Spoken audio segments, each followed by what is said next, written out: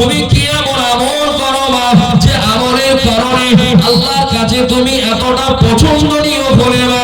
ছোট্ট মেয়েটা জানিয়ে দিল, ছোট্ট মেয়েটা বলতে লাগলো, আব্দুল্লাহ শাশুড়ি রহমাতুল্লাহ আলাইহি, আমি ছোট্ট মেয়ে, আমি তেমন কিছু আমল করতে পারি না, আমি ছোট্ট মেয়ে, আমি তেমন ইবাদত কিছু করতে পারি না, আমি ছোট্ট মেয়ে, আমার ছাগলগুলোকে নিয়ে, আমার দুম্বাগুলোকে নিয়ে আমি ছোট্ট মেয়ে যখন আমি মাঠেতে চড়াতে চলে যেতাম, জঙ্গলে চড়াতে চলে যেতাম,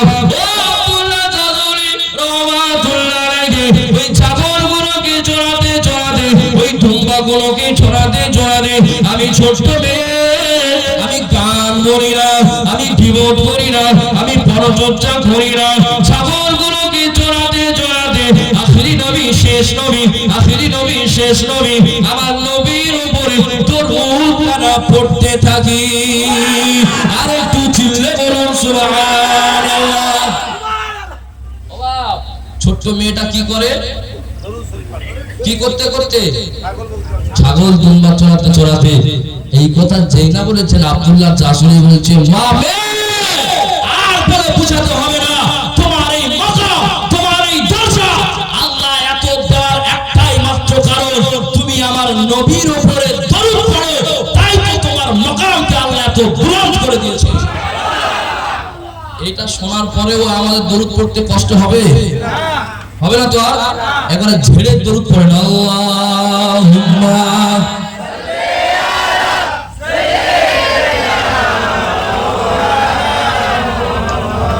ওয়া আলা আলি সাইয়্যিদিনা।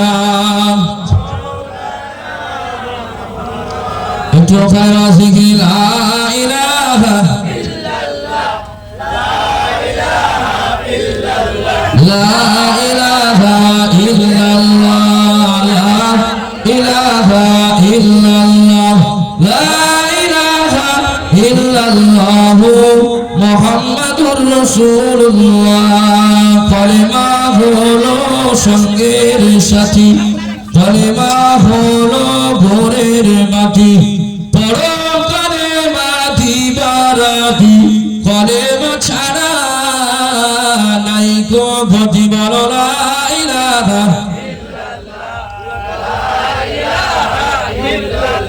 লা ইলাহা ইল্লাল্লাহ, লা ইলাহা ইল্লাল্লাহ, লা ইলাহা ইল্লাল্লাহ মুহাম্মাদুর রাসূলুল্লাহ।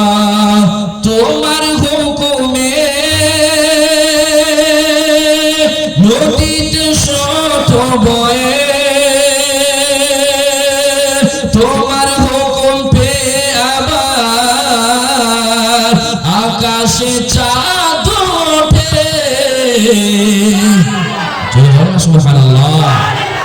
আল্লাহর বিনা হুকুমে আসমানে চাঁদ উঠতে পারে, নদীতে স্রোত বইতে পারে? কিছুই হয় না, তাই না? তো কবি ওইটাই বলছে, তো তোমার হুকুমে নদীতে স্রোত বয়ে, তোমার হুকুম পেয়ে আবার আকাশের চাঁদ ওঠে, তোমার হুকুমে গাছের পাতা ঝরে, তোমার হুকুম হয়েছে বলে জামাল চোখে জলসা হয়েছে। চললে বলো সুবহানাল্লাহ। এই পৃথিবীর সৃষ্টি পুরো তোমার নামে রসিলা, তুমি হাসাও, তুমি কাঁদাও, তুমি মেঘের বালা, ইলাহা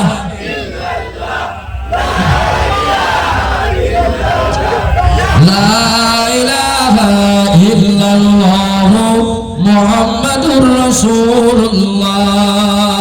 আলহামদুলিল্লাহ, সমস্ত প্রশংসা সেই মহান রব্বুল আলামিনের দরবারে যে আল্লাহ পাক আমাদেরকে একেবারে তাহাজ্জুদের ওয়াক্তে এই মাহফিলে বসার আসার সুযোগ করে দিয়েছেন। সেই আল্লাহ পাক রব্বুল আলামিনের দরবারে একবার শুকরিয়া আদায় করেন, বলেন আলহামদুলিল্লাহ। পাশাপাশি প্রিয় নবী সাল্লাল্লাহু আলাইহি ওয়াসাল্লামের প্রতি বৃষ্টির ন্যায় দরুদ বর্ষিত হোক। সকলে বলেন সাল্লাল্লাহু আলাইহি ওয়াসাল্লাম। আমার আব্বাজান, আমার ভাইজান, আমার সামনে যারা বসে আছেন, দিনদার, ইমানদার, পরহেজগার, নামাজি, মুসল্লি, আল্লাহ পাকের নেককার বান্দারা, পদ্মার আড়ালে আমাদের সকলের ধার্মিক মা ও বোনেরা, সকলকে আমার অন্তরস্থল থেকে জানাই সালাম, শুভেচ্ছা, মোবারকবাদ। সকলকে আমি আরো একবার সালাম দিই, আসসালামু আলাইকুম। আমি আপনাদের কাছে শুরুতেই একটি দাবি রাখবো যে আপনারা, আমি যতক্ষণ থাকবো কেউ চলে যাবেন না তো? চলে যাবেন না তো? একটু থাকবেন। আল্লাহ যদি আমাকে বলার কিছু তৌফিক দান করেন, আর আপনারা দোয়া করেন যেন আল্লাহ যেন আমাকে এই মুহূর্তে কিছু বলবার তৌফিক দান করে। সকলে বলেন আল্লাহুম্মা আমিন। আমি আর একেবারেই লম্বা চওড়া করব না, আমি একেবারে আমার বিষয়বস্তুর দিকে আমি কিছু কথা আমি আপনাদেরকে শোনাবো কোরআন এবং হাদিস থেকে। কোরআনুল কারীমের একটি ছোট্ট আয়াত আমি আপনাদের কাছে পড়ে শোনাচ্ছি। আল্লাহ বলেন, ইন্নামাল মুমিনুনা আল্লাযীনা ইযা যুকিরাল্লাহু ওয়াজিলাত কুলুবুহুম ওয়া ইযা তুলিয়াত আলাইহিম আয়াতুহু যাদাতহুম ঈমানা। জোরে বলেন বাবা। এই যে আয়াতটা পড়েছি, এর মানে জানা আছে কারো? ভাই হুজুর, মানে যদি জানবো তো আপনাকে আবার কি করতে যাবো? মানতে যাবো, তাই তো? দেখো, এর মানে হচ্ছে জানবার জন্যই তো আমাদেরকে ডেকেছেন, আর শুনবার জন্যই তো এই মাহফিল আপনারা করেছেন। আল্লাহ পাক বলেন, ইন্নামাল মুমিনুনা আল্লাযীনা ইযা যুকিরাল্লাহু ওয়াজিলাত কুলুবুহুম। এখানে দুটো পয়েন্ট, দুটো জিনিসের কথা আল্লাহ পাক কোরআনে বলেছেন। সকলে ভালো করে শুনেন। এখন আল্লাহ বলেন ইন্নামাল মুমিনুন, মুমিন কারা জানো? আল্লাহ কাদেরকে বলছেন? আল্লাহ বলছেন মুমিন কারা জানো? খালি হাড়ি হাড়ি গোশত খেলে মুমিন হওয়া যায় না। কুরবানি ঈদে কুরবানি দিয়ে আর একেবারে বিরিয়ানি করে গরুর গোশত খেয়ে মুমিন হওয়া যায় না। শুক্রবার দিন নামাজ পড়লে মুমিন হওয়া যায় না। শুধু খালি ঈদু মোল্লা বলে নামাজ পড়া মুমিন হওয়া যায় না। ঈদু মোল্লা বুঝতে পেরেছেন কার বলে? হ্যাঁ, ঈদের নামাজ ছাড়া ওরা আর কিছু জানে না। আমি আমার নাম দিয়েছি শুক্র মোল্লা, এরা শুক্রবারের নামাজ ছাড়া আর কিছু বোঝে না। আর পাঁচু মোল্লাও কিছু আছে, তার মানে কি 5 ওয়াক্ত নামাজ ছাড়া আর কিছু বোঝে না। তার মানে নামাজও পড়বে, হারাম কাজও চালাবে, সুদও চালাবে। তো এদের নাম দিয়েছি আমি পাঁচু মোল্লা। সে যাই বা হোক, তো এই ধরনের যদি হয় মুমিন হতে পারবে? আল্লাহ বলছেন কি জানেন মুমিন কারা? আল্লাহ বলেন মুমিন তো তারাই, ইন্নামাল মুমিনুনা আল্লাযীনা ইযা যুকিরাল্লাহু ওয়াজিলাত কুলুবুহুম। আল্লাহ বলেন মুমিন তো তারাই যাদের সামনে কোরআনুল কারীমের হুকুম বর্ণনা করা হবে, যাদের সামনে কোরআন শরীফ তেলাওয়াত করা হবে, যাদের সামনে কোরআনকে বলা হবে, কোরআনের হুকুম বলা হবে, আল্লাহর জিকির যাদের সামনে করা হবে, তৎক্ষণাৎ তাদের কলিজাতে কম্পন শুরু হয়ে যাবে। জোরে বলেন। তাহলে মুমিনের প্রথম নাম্বার আলামত কি বলেছি বাপ? মুমিন কারা? যাদের সামনে আল্লাহর জিকির করা হবে, তার মানে আল্লাহর হুকুম যাদের সামনে বর্ণনা করা হবে। ধরে নেন সাপোজ আমি একজন আলেম বলে দিলাম আপনাকে নামাজ পড়তে হবে, আর যারা নামাজ না পড়বে জাহান্নামে যাবে। নামাজ না পড়লে তার বাড়িতে বরকত আসবে না, নামাজ পড়তে হবে, নামাজ পড়লে জান্নাত, এটা সেটা ওটা আমি অনেক করে বললাম। এখন তোমাদের কাছে যে কথাটা বললাম ওটা আল্লাহর কথা বললাম না অন্য কারোর কথা? আল্লাহর কথা বলেছি তো। এখন আল্লাহর কথা বলবার পরে মুমিন যারা হবে তাদের কলিজায় কিন্তু কম্পন শুরু হয়ে যাবে। না, আমাকে আল্লাহ হুজুর এত বলছেন, আল্লাহ বলছেন আমি আর খারাপ কাজে যাব না, আমি আর নোংরা কাজে যাব না, আমি আর গীবত করব না, আমি আর জুয়া খেলবো না, আমি আর মদ খাবো না, আমি আর গাঁজায় দম দেব না। এর নাম হচ্ছে কি? এর নাম হচ্ছে জিকির। এর নাম কি? আল্লাহকে ভয় করা।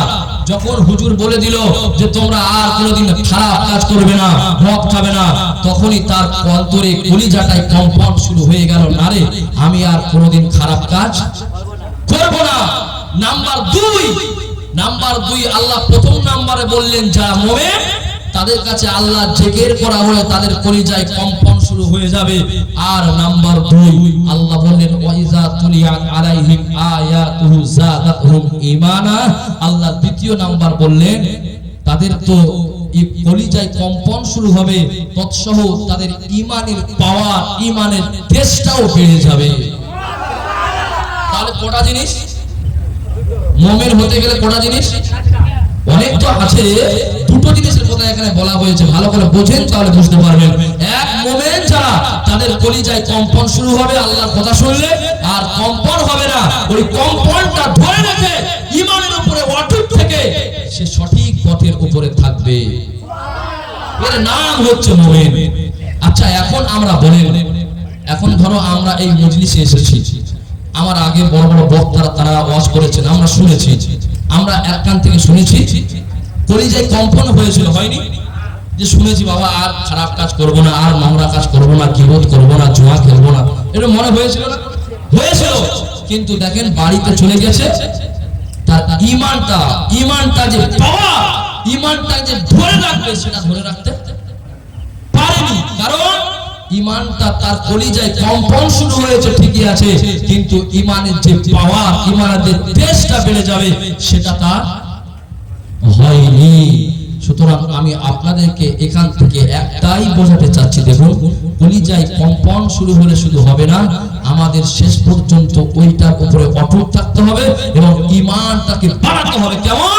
যে আল্লাহ আজ থেকে আমি আর এই খারাপ কাজ কোনোদিন করব না।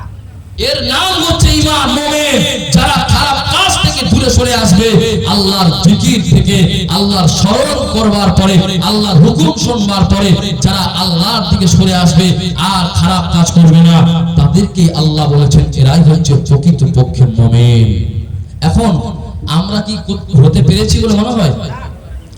পিছনে ভাইরা বলেন আমরা কি মুমিন হতে পেরেছি? আমরা এখান থেকে শুনছি আর ওইখান থেকে আলহামদুলিল্লাহ আমরা প্রত্যেকেই ঈমানদার। কোরআন আমরা লা ইলাহা ইল্লাল্লাহু মুহাম্মাদুর রাসূলুল্লাহ আমরা ঈমান এনেছি, আমরা প্রত্যেকেই ঈমানদার। কিন্তু ঈমানের যে পাওয়ার একটা হয়, তেজ একটা হয়, সেটা কিন্তু আমাদের ভিতরে নাই।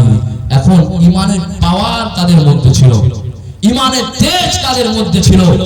আল্লাহ নবী সাল্লাল্লাহু আলাইহি ওয়াসাল্লাম, আমরা আমাদের কাছে হুজুররা অনেক কিছু বলেন, কলিজায় কম্পন শুরু হয়, আবার সাথে সাথে আমরা সব কি করি? ভুলে যাই। এখান থেকে শুনি ওখান থেকে বার করে দিই।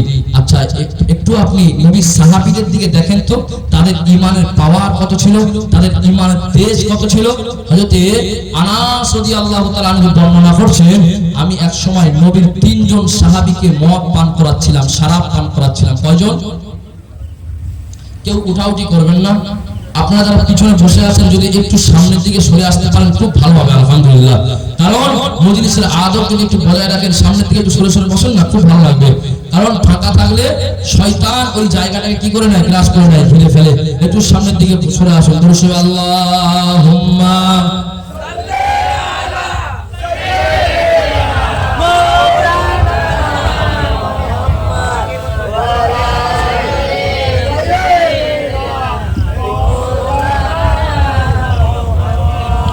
যে কথা আমি বলছিলাম যে আল্লাহর নবী সাল্লাল্লাহু আলাইহি সাল্লামের সাহাবী আন ইবনে আনাস রাদিয়াল্লাহু তাআলা তিনি বর্ণনা করছেন যে আমি এক সময় নবীর 3 জন সাহাবীকে মদ পান করাচ্ছিলাম।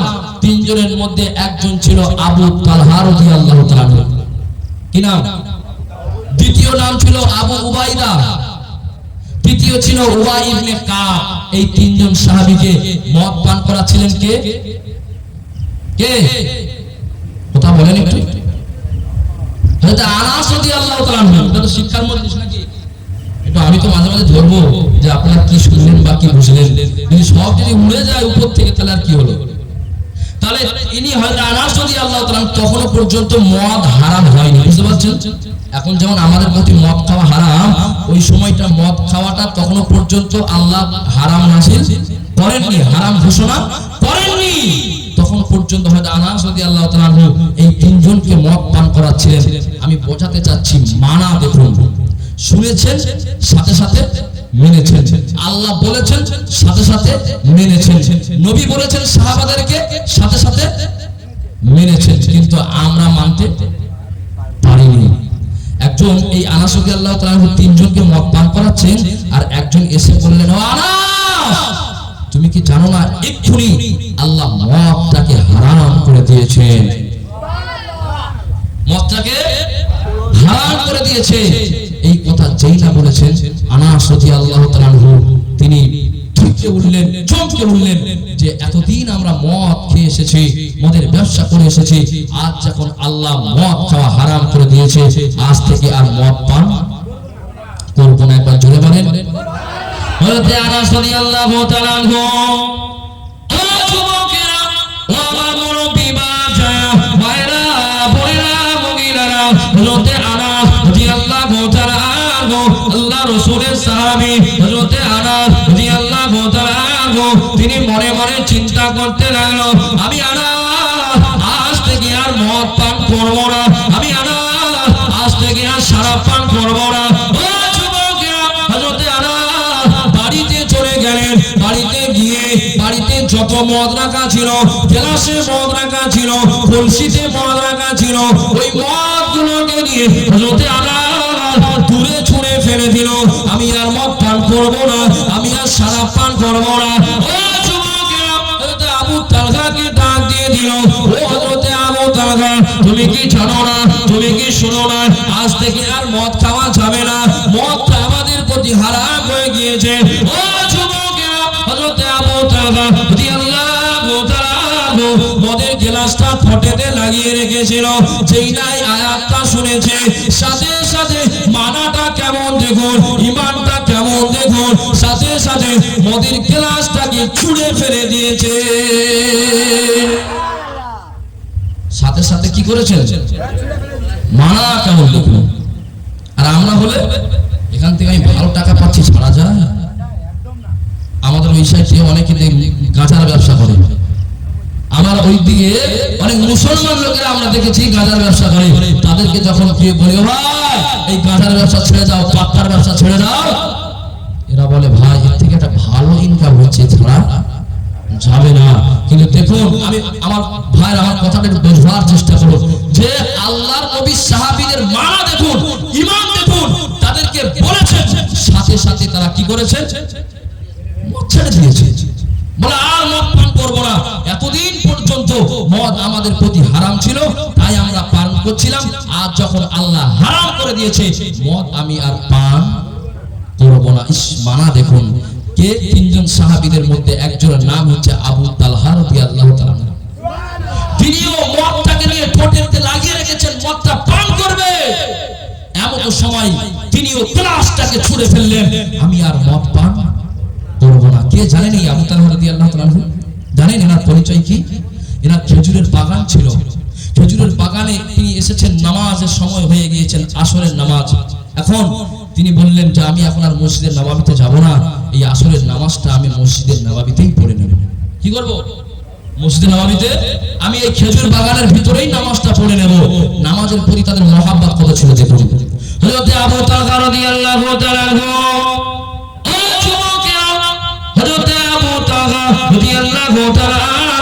এই চিন্তা করে নামাজে তাকে বাগানের ভিতরে পড়তে শুরু করে দিল, নামাজটা শুরু করে দিল।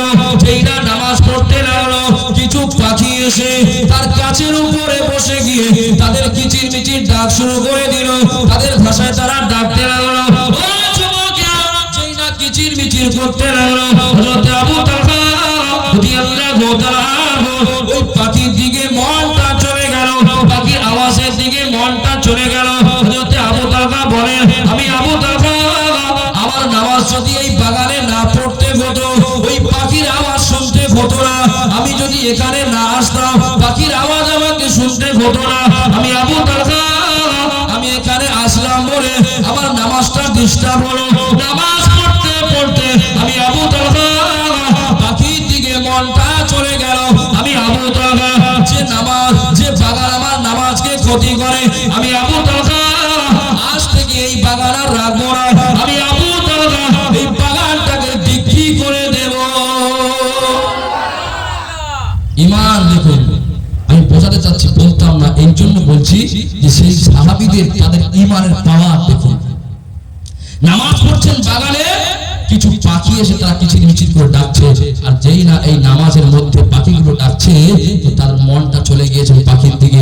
বলে আমি নামাজ পড়তে পড়তে পাখির দিকে মনটা চলে যাবে, আমার নামাজটা ডিস্টার্ব হয়ে গেল, আমি আজ থেকে এই বাগান আর রাখবো না। এই বাগান যদি না থাকতো আমাকে এখানে আসতে হতো না, আর আমাকে যদি এই বাগানে আসতে নাই বা হতো আমাকে আর নামাজ পড়তে হতো না, আর নামাজ ডিস্টার্ব হতো না। ইমানের পাওয়ার দেখুন, ইমানের তেজ দেখুন। আমাদের ইমান আমরা শুনি এক কান থেকে আর ওই কান থেকে বার করে দিই, আমাদের ইমানে কোনো কাজে আসবে না। চলুন, আল্লাহর নবী সাল্লাল্লাহু আলাইহি ওয়াসাল্লাম সাহাবীদেরকে বলতে দেরি হয়েছে কিন্তু কাজ করতে দেরি হয়নি। একজন সাহাবীর নাম হচ্ছে, দেখুন নাম হচ্ছে হয়তো আবু দাহদা রাদিয়াল্লাহু তাআলা আনহু। কি নাম বলেছি? আবু দাহদা রাদিয়াল্লাহু তাআলা আনহু। একজন আল্লাহর নবী সাল্লাল্লাহু আলাইহি ওয়াসাল্লামের কাছে একজন গরীব, একজন এতিম বাচ্চা আল্লাহর নবীর কাছে চলে আসলেন। কোথায়? আল্লাহর নবীর কাছে এসে বলছে, ইয়া রাসূলুল্লাহ, ইয়া হাবিবাল্লাহ, হুজুর আপনার কাছে একটা বিচার নিয়ে এসেছি। বাবা, আমি বোঝাতে চাচ্ছি কি জানেন, যে তাদের ইমানের পাওয়ার কেমন ছিল, নবীর সাহাবীদের ইমানের পাওয়ার কেমন ছিল। নবীর বলতে দেরি হয়েছে, করতে দেরি, সাহাবীদের পালন করতে দেরি হয়নি। আর আমাদের হুজুররা হাজার বার বলে গেলে আমরা পালন করতে চাই না। আমি এটাই বোঝাতে চেয়েছি, আর এটাকে সামনে পয়েন্ট রেখে একটা একটা করে আমি আপনাদেরকে যদি চান আমি আগের দিকে নিয়ে যাব। তাহলে এখন আল্লাহর নবীর একজন সাহাবী, একজন বাচ্চা ইতিম আল্লাহর নবীর কাছে গিয়ে বললেন, হুজুর আপনার কাছে একটা বিচার নিয়ে এসেছি। কি বিচার? বলে, আমার আব্বা মারা গিয়েছে হুজুর, আমার আব্বা বেঁচে নাই, আমি এতিম, আমার কেউ নাই হুজুর। আমার আব্বা আমার জন্য কিছু সম্পত্তি রেখে গিয়েছে, আমি সেই সম্পত্তিটাকে, আমি সেই জায়গাটাকে ওয়াল দিতে চাই, আমি বাউন্ডারি আমি করতে চাই, নির্ধারণ করতে চাই, ভালো করে আমার চতুর্দিকে আমি ঘিরে দিতে চাই। তবে আমি যখন ঘিরে নিতে যাচ্ছি দেখলাম আমি যেখান থেকে দেওয়ালটা দেবো, ওয়ালটা দেবো, এই ওয়ালের মাঝখানে একটা খেজুর গাছ আছে, যে গাছটা আমার নয় হুজুর, ওই গাছটা হচ্ছে আবু লুবাবার খেজুর গাছ। কার? আবু লুবাবার খেজুর গাছ হুজুর। আমি আবু লুবাবাকে অনেক বললাম যে গাছটা তুমি তুলে নাও, আমি ওই ওয়ালটা দেবো, দেওয়ালটা দেবো। আবু লুবাবা কোনো কারণে কোনো মতেই সে আমার কথা শুনছে না। আমি তাকে বললাম, ইয়া রাসূলুল্লাহ, যে তুমি গাছটা আমাকে বিক্রি করে দাও, আমি এতিম, আমি গরীব। বলে, না আমি তোমাকে বিক্রিও করব না। আমি বললাম তুমি কেটে নাও, হুজুর সে কেটেও নিচ্ছে না। এখন আপনি বলেন আমি দেওয়ালটা ওয়ালটা দেব কিভাবে? হুজুর আপনি বিচার করে দেন। আমার নবী তো গরিবের নাকি সবার দুঃখ শোনেন কে? আমার নবী, তাই না? গরিবের পাশে দাঁড়িয়েছেন কে? আমার নবী। এতিমের পাশে দাঁড়িয়েছেন কে? আমার নবী। আমার নবীর আখলাক চরিত্র আল্লাহ এত মহান করে দিয়েছেন, আমার নবীর আখলাক চরিত্রের কাছে কেউ ঠিক খাবে না, এত সুন্দর আখলাক চরিত্র। হ্যাঁ আমার তো আল্লাহর নবীর কাছে বিচার দিয়েছেন কে? ওই এতিম বাচ্চাটা। আল্লাহর নবী বললেন, যাও আবু লুবাবাকে ডেকে আনো। আল্লাহ নবী আমার জানিয়ে দিলেন, ও যুবকেরা, ও আমার মুরব্বি বাপসারা, মায়েরা, বোনেরা, মহিলারা, আল্লাহ নবী জানিয়ে দিলেন, ও বাবা বলো বাবা, তুমি কেন এই এতিম বাচ্চাকে কষ্ট দিচ্ছ? তুমি কেন এই এতিম বাচ্চাকে কষ্ট দাও? তুমি কি জানো না? ও বাবা বলো বাবা, তুমি কি জানো না এই এতিম বাচ্চাকে কষ্ট দিলে আল্লাহ পাক নারাজ হয়ে যাবে, আল্লাহ পাক অসন্তুষ্ট হয়ে যাবে। ও বাবা বলো বাবা, ওই খেজুর গাছটা তুমি ওই এতিম বাচ্চাকে দিয়ে দাও। আবু লুবাবা বলতে লাগলো, ইয়া রাসূলুল্লাহ, হাবিবাল্লাহ, ইয়া রাসূলুল্লাহ, হাবিবাল্লাহ, আল্লাহ পাকের নবী, আমি আবু লুবাবা ওই খেজুর গাছটা দেব না হুজুর। আল্লাহ নবী জানিয়ে দিল, ও বাবা আবু লুবাবা, ও বাবা আবু লুবাবা, তুমি ওই খেজুর গাছটা ওই এতিম বাচ্চাকে বিক্রি করে দাও বাবা। আবু লুবাবা বলতে লাগলো, ইয়া রাসূলুল্লাহ, হাবিবাল্লাহ, আল্লাহ পাকের নবী, হুজুর আমি খেজুর গাছটা বিক্রি করব না হুজুর। আল্লাহ নবী জানিয়ে দিলেন, ও বাবা আবু লুবাবা, ও বাবা আবু লুবাবা, আমি নবী সাল্লাল্লাহু আলাইহি ওয়াসাল্লাম আমি ঘোষণা করে দিলাম, ও বাবা আবু লুবাবা, ওই খেজুর গাছটাকে তুমি এতিম বাচ্চাকে দিয়ে দাও, এতিম বাচ্চাকে দান করে দাও। আবু লুবাবা জানিয়ে দিল, ইয়া রাসূলুল্লাহ, হাবিবাল্লাহ, ওই খেজুর খেজুর গাছটা আমি দান করব না। আল্লাহ নবী আবার জানিয়ে দিল, ও বাবা বলো বাবা, তুমি কি ওই খেজুর গাছটা আমি নবী আমাকে কি দেবে বাবা, আমাকে কি দান করবে বাবা, আমাকে কি বিক্রি করবে বাবা? ওই সময় আবুল বাবা জানিয়ে দিল, ইয়া রাসূলুল্লাহ হাবিবাল্লাহ, ইয়া রাসূলুল্লাহ হাবিবাল্লাহ, আল্লাহ পাকের নবী হুজুর আমি আপনাকে দান করব না হুজুর, হুজুর আপনাকে ওই খেজুর গাছটা দেব না হুজুর। আল্লাহ নবী জানিয়ে দিলেন, আল্লাহ নবী শুনিয়ে দিলেন, ও বাবা বলো তুমি যদি এই মুহূর্তে ওই খেজুর গাছটা এতিম বাচ্চাকে দিয়ে দিতে পারো, এতিম বাচ্চাকে দান করে দিতে পারো, আমি নবী সাল্লাল্লাহু আলাইহি ওয়াসাল্লাম জানিয়ে দিলাম ওই একটা খেজুরের গাছের বিনিময়ে আল্লাহ পাক তোমাকে জান্নাতের ভিতরে একটা খেজুর গাছ দিয়ে দেবে। আর একটু চিল্লে বলো সুবহানাল্লাহ। বাবা ভালো করে শুনেন, আল্লাহর নবী বললেন, অনেক বোঝালেন, আবুল বাবা বলল বাবা তুমি খেজুরের গাছটা এতিম বাচ্চাকে দিয়ে দাও, ওর বাপ নাই, ওর সীমানাটাও নির্ধারণ করতে চাচ্ছে, ঘিরে নিচ্ছে, ও তোমার কাছের কারণে পাচ্ছে না, তুমি কেটে নাও। বলে আমি কোনো কথা শুনবো না, আমি গাছ কাটবো না, তোমাকেও দেবো না, তোমাকেও বিক্রি করবো না, আর গাছটা আমি ওই এতিমকেও দেবো না। নবীর সামনে দাঁড়িয়ে দাঁড়িয়ে এই কথোপকথন চলছে। আব্বাজান আল্লাহ নবী বললেন, আচ্ছা সাহাবীদেরকে এবারে বললেন, ও সাহাবারা তোমাদের মধ্যে কে আছো বাবা একটু বেশি টাকা দিয়ে আবু লুবাবার কাছ থেকে ওই খেজুরের গাছটা কিনে এতিম বাচ্চাকে দিতে পারবে? মানুষ তো টাকার লোভী নাকি, একটা গাছের কাছে যখন 2 লক্ষ টাকা পাবে, 2 কোটি টাকা পাবে, 600 খেজুর গাছ পাবে, তখন গাছ দেবে না বলে মনে হয়? দেবে, দিয়ে দেবে, তাই না? তো আল্লাহ নবী বললেন, ও সাহাবারা তোমাদের মধ্যে কে আছে বলতো বাবা যে একটু বেশি অর্থ দিয়ে বেশি টাকা দিয়ে ওর কাছ থেকে কিনে আর এতিম বাচ্চাকে দিয়ে দেবে? কে আছে একটু হাতটা তুলবে। আল্লাহ নবী আবার যেটা জানিয়ে দিল, ও যুবকেরা, ও আমার মুরব্বি ভাইরা বোনেরা মহিলারা, আল্লাহ নবী যেটা ঘোষণা করে দিল, আল্লাহ রাসূলের সাহাবী হযরত আবু দারদা রাদিয়াল্লাহু তাআলা ওই সময় দাঁড়িয়ে গেলেন, ইয়া রাসূলুল্লাহ হাবিবাল্লাহ, ইয়া রাসূলুল্লাহ হাবিবাল্লাহ, আল্লাহ পাকের নবী হুজুর আমি ওই খেজুর গাছটা আমি আবুল বাবার কাছে কিনতে পারবো হুজুর। বলে কিসের বিনিময়ে কিনবে? আর হযরত আবু দারদা জানিয়ে দিল, ইয়া রাসূলুল্লাহ হাবিবাল্লাহ, আল্লাহ পাকের নবী আমার 600 খেজুর গাছ আছে হুজুর, মিষ্টি কূপ আছে হুজুর, মিষ্টি কূপের পানি আছে হুজুর, আর ওই বাগানের মধ্যে দোতলা একটা বাড়ি আছে হুজুর, ওই বাড়ির বিনিময়ে ওই খেজুর গাছের বিনিময়ে আমি ওই আবু লুবাবার কাছ থেকে একটা খেজুর গাছকে ক্রয় করব।